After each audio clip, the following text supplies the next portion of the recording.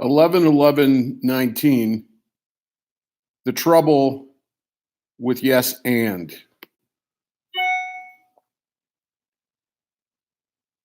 I was recently asked, why do you think yes and is bullshit? Here's my answer. I personally believe that my understanding of the Spolin concept of acceptance is the best way. I make no claims to be a teacher of Spolin improvisational practice. I teach my own approach. I do this what I believe is the encouragement of Viola Spolin, who I never met. She wrote that the rules of improvisation should not become rigid. She is surely one of the most skilled, effective, and inspired teachers of any subject that ever lived. She was not looking for disciples. She wanted to develop free people, and for those so endowed and inclined, artists. Spolin said that there should be constant revolution in improvisation.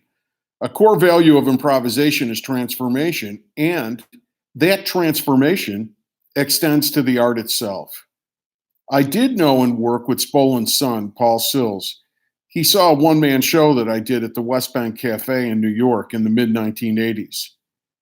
He called the show the greatest piece of theater that he had seen in 25 years and compared me to Lenny Bruce. I lacked confidence at the time. I was in my early 30s. I didn't understand my power as an artist. After Paul showered me with praise, the significance of which I didn't fully understand until many years later, I answered with a quavering apology. I'm not good at object work. Object work, the Spolin way of introducing tangible objects through something that resembles mime. That's how the uninitiated think about it anyway. Paul got pissed off and growled, "Who gives a shit?" I learned that those improvisational concepts, which have far too often been commodified as rules, are only a means to an end. I had achieved those ends in the show that Paul Sills saw, which was one of the peak experiences of my life, but I didn't know it. I had a nervous breakdown 1 year after I gave that performance. It took me 15 years to complete the personal development that I needed to make art. I had to learn to take care of myself and make a living. My art was not going to make me a livelihood, at least not then.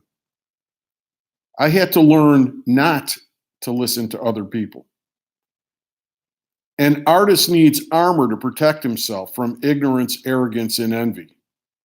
I had to grow as a person before I could even begin to do the work of making art and developing my potential as an artist. Ironically, I returned to active creative work when I became a lawyer. I graduated from law school in 1981. I didn't sit for the bar for 25 years. After wandering the streets of New York as a needy soul in my mid-30s, I worked in a soulless telephone sales job for several years. I rose in that awful profession and got a good paying job.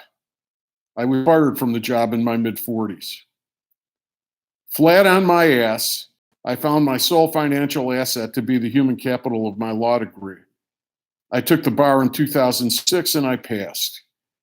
It was really an accomplishment to pass the bar on the first try 25 years after my law school graduation. It was a lot of work and showed me that I had many resources to apply to my life and work. In all of my years in the wilderness, I always self-identified as an improviser and an artist, even when I was seemingly in exile. Those years also made me a writer. A writer has to be lost for a time. A writer needs to struggle in his life before he puts his life into words, to joust with inner and outer experiences, to be innocent and therefore open, to suffer 1,000 wounds before finally realizing that his life, in all of its particularity, reflects the universal pain and joy of all men and women. A lot happens when nothing is happening. I practiced law for about 6 years. My bar admission eventually found its real utility. It was the credential that qualified me to be a college professor. While I was gone, I had missed all of the yes and business. I got a job at the University of Illinois at Chicago Business College teaching professional presence. Improvisational acting instruction was the basis of teaching skills for business students to build self-confidence and communication and leadership skills. Other faculty at UIC the other faculty who also taught at the Second City Training Center mentioned yes and. I was open to the idea. As a writer and teacher, I've never thought that I know everything. I grew to understand that the only thing that I could know is what I know. Experience is the teacher. So here is my experience with yes and. I read Kelly Leonard and Tom Yorton of Second City Works, an offshoot of Second City that teaches business people improvisational concepts to aid their personal and professional competencies and effectiveness, much as I did at UIC. I read their book, Kelly Leonard and Tom Yorton's book, which was titled Yes and. I liked it. I thought it was a realization of David Shepard, who's a founder with Paul Sills of the Compass Players, the forerunner of Second City. I thought it was the realization of David Shepard's dream of using the teaching of improvisation as a means of positive impact on the lives of ordinary people who had no ambitions related to performing or any other arts. I even wrote a positive review of the book on my blog. I applied the yes and concept in my UIC classes. I wasn't happy with the results. I also wasn't sure if the problem was with yes and or if I wasn't teaching it properly. Aretha Sills, Viola Spolin's granddaughter and the keeper of Viola's Flame, told me that yes and was not a Spolin concept. She said that the idea originated with Josephine Forsberg. One of the greatest living improvisation teachers, a friend and a person for whom I hold great respect, you'll see why I don't use his name here, told me that Joe Forsberg's nephew, Martin DeMott, the founder of the Second City Training Center, stole the idea from Joe and commodified it.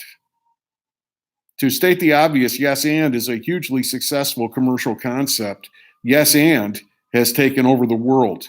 Speak to almost any person who has ever taken an improvisation class in the last 20 years, and yes and will be among the first words to come out of their mouths. I've talked to lawyers who discuss it, University of Chicago intellectuals, salespeople, and of course, actors. Yes and has become a synonym for improvisation in much of the public mind. The masses think that's all there is to it. It, of course, isn't. I stopped using yes and in my UIC classes. My way was getting much better outcomes. I improvised with some old friends that I had worked with at Second City when we were young. I did that my way too. I was very pleased with my work. I was an excellent improviser again, even better than I used to be. I applied my own way of improvising to my writing and noted steady improvement in the writing over time. I like my writing. My rejection of yes and was the final step in my conscious claiming of my own artistic power. I don't even practice the same general creative form as the people who swear by yes and. I think yes and practice is a bastardization of improvisation. I don't think it's improvisation at all. And improvisation, like any art form, should reflect life. It is important to accept reality, but we don't have to like it. For example, if Martin Luther King followed yes and, he would have agreed with racism. He accepted racism's reality, but he didn't agree and add to it. In practice, yes and leads to linear scenes, at least in my experience.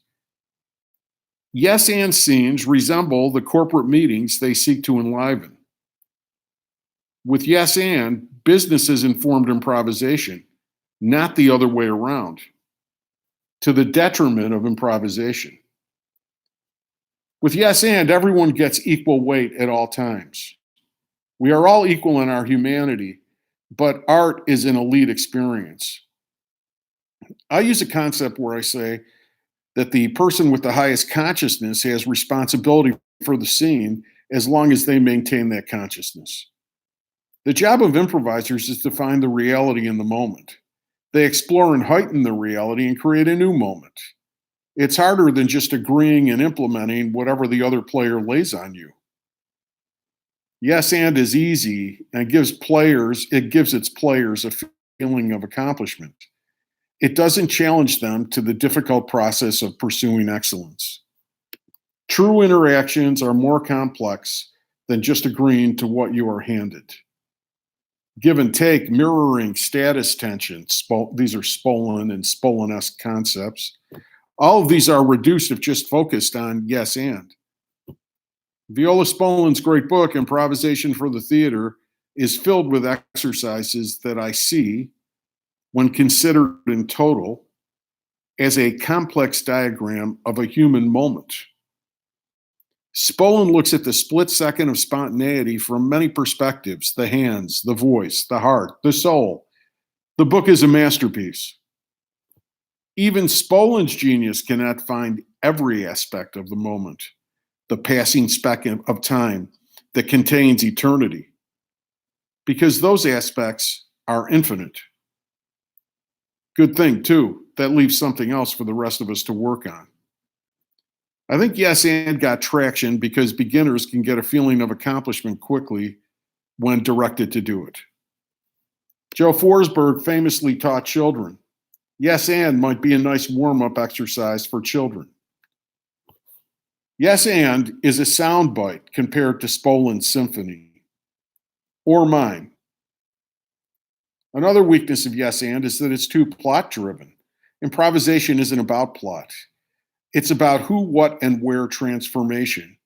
If you explore and heighten what is there, it naturally transforms into something else. You don't have to invent an and. Yes and doesn't lead to real content in scenes. It's usually just one thing after another. And finally, if you agree with anything and add to it, as a rule, you can potentially further evil or crazy or otherwise lousy things. I believe we have to bring our unique voices to the stage, and decisions in life are based on yes and no. A loud, mediocre voice can ruin a yes and scene, and often does. We have to accept our differences and work with them. Yes and leads to conformity and never transcends the collective sense of reality. Art must expand consciousness, not be limited to its current boundaries. Yes and does not serve improvisational theater, business, writing, or human development. Yes and is a powerful engine of commerce and irrelevant to art. Experience, observe, reflect, apply. Art is about intensely experiencing life, allowing it to transform you, and communicating what you learn to other people. Art is hard and complex in its detailed beauty. It can't be reduced to a formula. Copyright 2019, Richard Thomas.